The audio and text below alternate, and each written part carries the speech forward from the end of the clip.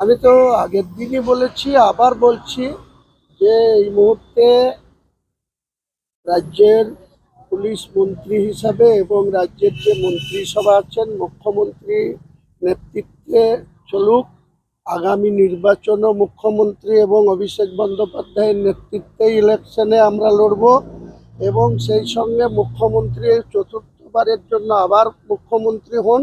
কিন্তু তার ডেপুটি হিসাবে অভিষেক বন্দ্যোপাধ্যায়ের অভিষেক হওয়া দাবি আমি রেখেছি এবং সেই সঙ্গে পুলিশ মন্ত্রীও অভিষেক বন্দ্যোপাধ্যায়কে চেয়েছি। তবে অনেক পুলিশের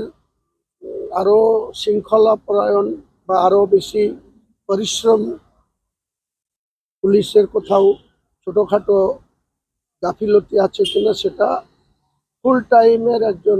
পুলিশ মন্ত্রী থাকলে আমার মনে হয় তার নজর এড়িয়ে কোনো